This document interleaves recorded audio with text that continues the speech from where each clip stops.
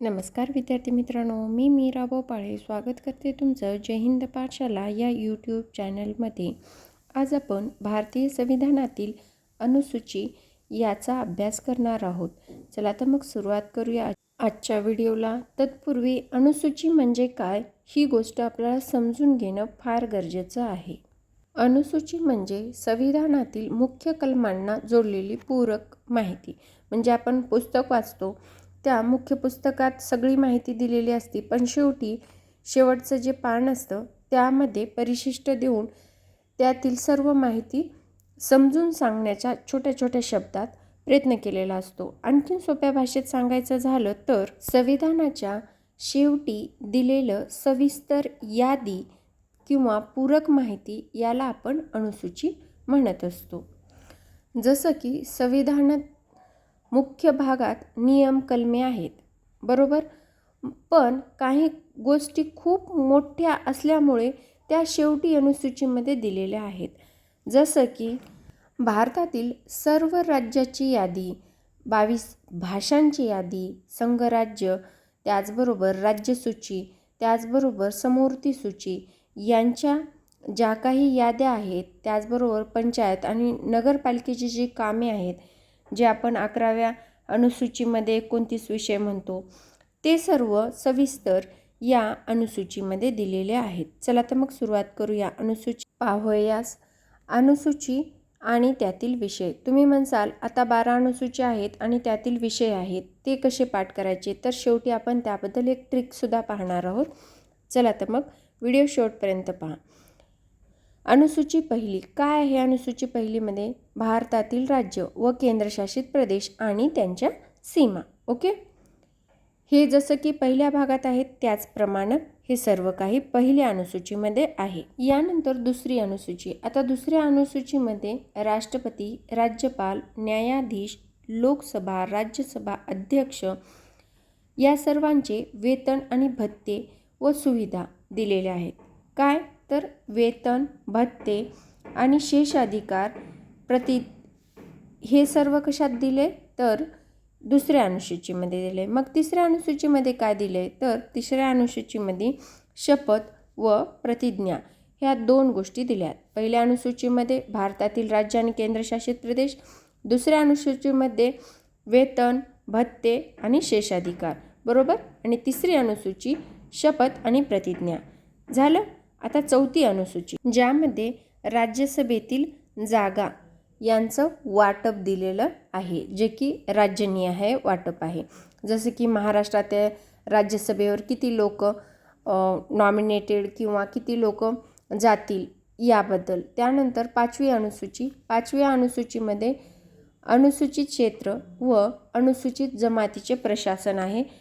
यामध्ये आपण जे काही अनुसूचित क्षेत्र आणि अनुसूचित जमातीचे प्रशासन आहे याबद्दल 5वी अनुसूची आहे, पण अनुसूचित क्षेत्र याबद्दल स्पेसिफिक व्याख्या आपल्या संविधानात दिलेली नाही, ही गोष्ट लक्षात ठेवायची. त्याचबरोबर अनुसूचित क्षेत्र हे राष्ट्रपती कुठल्याही क्षेत्राला जाहीर करू शकतात, ही पण गोष्ट लक्षात ठेवायची. यामध्ये कलम 244(1) मधील आसाम, मेघालय, त्रिपुरा व मिझोराम ही राज्य वगळता उर्वरित राज्यामधील अनुसूचित क्षेत्र म्हणून घोषित केलेलं आहे. हे सुद्धा गोष्ट खूप महत्त्वाची आहे, ही सुद्धा लक्षात ठेवायची. यानंतर 6वी अनुसूची. 6व्या अनुसूचीमध्ये ईशान्य भारतातील काही आदिवासी क्षेत्राचे प्रशासन आहे, ज्यामध्ये आसाम, मेघालय आणि त्रिपुरा व मिझोराम या राज्यातील आदिवासी क्षेत्राच्या प्रशासनाबाबत तरतुदी आहेत. आता वरी काय होतं? आसाम, मेघालय, त्रिपुरा व मिझोराम ही राज्य वगळता अनुसूचित क्षेत्र, पण 244(2) कलमामध्ये व 275(1) कलमामध्ये आसाम, मेघालय, त्रिपुरा व मिझोराम या राज्यातील आदिवासी क्षेत्राच्या प्रशासनाबाबत तरतुदी या 6व्या अनुसूचीमध्ये दिलेल्या आहेत. यानंतर 7वी अनुसूची एकदम सोपी आहे, ज्यामध्ये 3 सूच्या दिलेल्या आहेत, जे की संघसूची, राज्यसूची आणि समवर्ती सूची आहे. यानंतर 8वी अनुसूची. 8व्या अनुसूचीमध्ये आपल्या संविधानाने मान्यता दिलेल्या 22 भाषा आहेत. मग सुरुवातीला मूळ संविधानात किती भाषा होत्या? 14. जर तुम्ही वही पेन घेऊन बसला नसाल तर व्हिडिओ स्टॉप करून वही पेन घ्या आणि त्यानंतर मी जे काही एक्स्ट्रा पॉईंट सांगत आहेत ते लिहून घ्या, म्हणजे तुम्हाला दीर्घकाळ लक्षात राहील. आता ह्या 22 भाषा कशा झाल्या? मग मूळ आपल्या राजघटनेत तर 14 भाषा होत्या. मग आज 22 भाषा कशा झाल्या? तर 21वी घटनादुरुस्ती 1967 मध्ये झाली.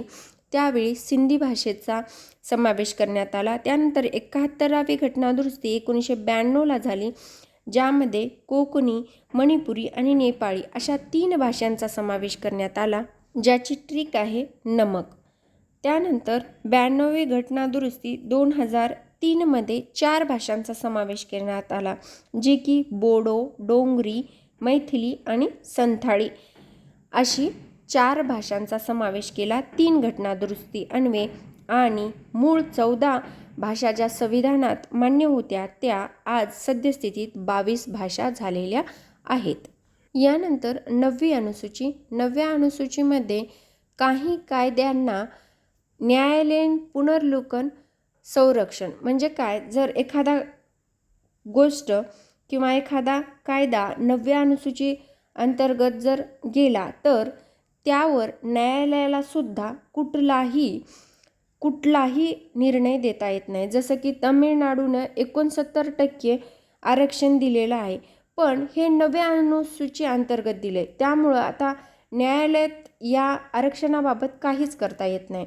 म्हणजे हे अशी अनुसूची आहे ज्यामध्ये न्यायालयाला सुद्धा बोलता येत नाही. या अनुसूचित जो विषय गेला त्यावर न्यायालय सुद्धा काहीच करू शकत नाही.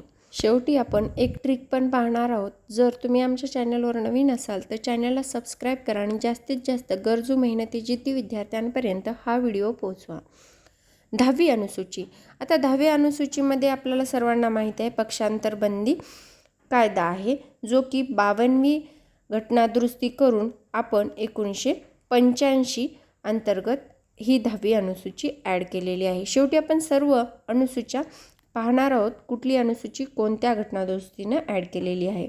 त्यानंतर 11वी अनुसूची. 11वी अनुसूचीमध्ये पंचायत राज संस्थांची 29 कार्य दिलेली आहेत. त्यानंतर 12वी अनुसूची, ज्यामध्ये नगरपालिकेची 18 कार्य दिलेली आहेत. त्यानंतर आपण कुठल्या घटनादुरुस्तीने कुठलं अनुसूची ॲड केली हे पाहणार आहोत. आपल्या मूळ संविधानात म्हणजेच जेव्हा आपण स्वीकार केला आणि जेव्हा आपण लागू केलं 1950 पासून आपलं संविधान, तेव्हा 8 अनुसूच्या होत्या. पण जसजसं आपल्या काही गोष्टी ॲड करत राहिलो तशा अनुसूच्या पण ॲड करत गेलो आपण. 9वी अनुसूची ही पहिली घटनादुरुस्ती 1991 अंतर्गत ॲड केली. 10वी अनुसूची ही 52वी घटनादुरुस्ती 1985 अंतर्गत ॲड केली आणि 11वी अनुसूची ही 73वी घटनादुरुस्ती 1992ला ॲड केली. 12वी अनुसूची 74वी घटनादुरुस्ती 1992ला ॲड करण्यात आलेली आहे. यानंतर ट्रिक. आता आपल्याला सर्व पाठ करायचे तर त्यासाठी एक सोपी ट्रिक. चला उचला वही पेन आणि जसं मी सांगते तसं लिहून घ्या आणि हे तुम्ही ज्या टेबलवर अभ्यास करता त्याच्या समोर चिपका, म्हणजे तुम्ही कधीच विसरणार नाही. पहिली अनुसूची राज्य व सीमा. दुसरी अनुसूची वेतन व भत्ते. तिसरी अनुसूची शपथ व प्रतिज्ञा. चौथी अनुसूची राज्यसभेच्या जागा. 5वी अनुसूची अनुसूचित क्षेत्रे. 6वी अनुसूची ईशान्य आदिवासी क्षेत्र. 7वी अनुसूची 3 याद्या. 8वी अनुसूची 22 भाषा. 9वी अनुसूची कायद्यांना संरक्षण. 10वी अनुसूची पक्षांतर बंदी आणि 11वी अनुसूची 29 विषय पंचायत. 12वी अनुसूची नगरपालिका 18 विषय. ओके, चला असंच लिहून घ्या आणि आपल्या डोळ्यासमोरून दररोज घालत जा, म्हणजे तुमची कुठलीही अनुसूची कोणत्याही पेपरमध्ये आलेली बिलकुल चुकणार नाही. व्हिडिओ शेवटपर्यंत पाहिल्याबद्दल धन्यवाद.